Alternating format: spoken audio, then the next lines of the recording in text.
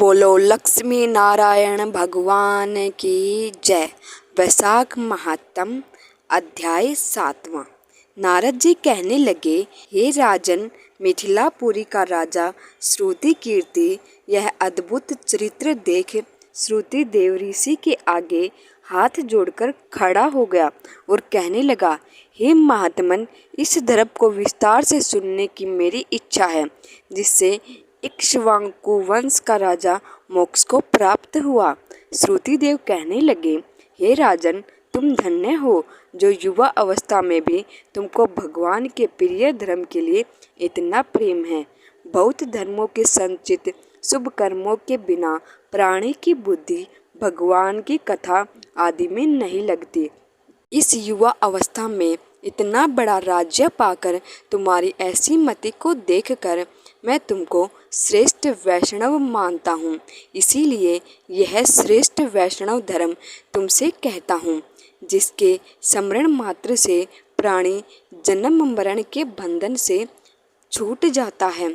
जैसे प्रत्येक मनुष्य के लिए शौच स्नान संध्या तर्पण आदि नित्य कर्म हैं, वैसे ही वैशाख मास के भी कुछ कर्म हैं।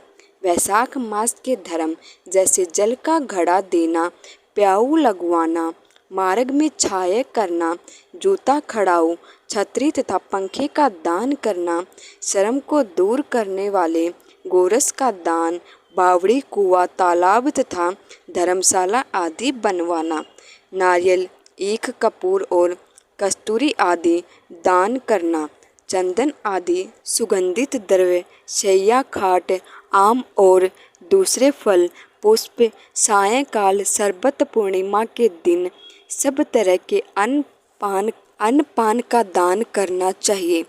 चैत्र की अमावस्या को करील का दान करना, सूर्य उदय से पहले प्रतिदिन स्नान करना, भगवान का पूजन करना, कथा सुनना, कोमल पुष्पों से भगवान का पूजन करना, पंखों से हवा करना, भगवान का भोग लगाना, गौ को घास डालना, ब्राह्मणों को चरण धोना, गुड़ आंवले का दान, यात्रियों की सेवा, शाख दान, यह सब धर्म वैशाख मास में अति उत्तम बतलाए हैं।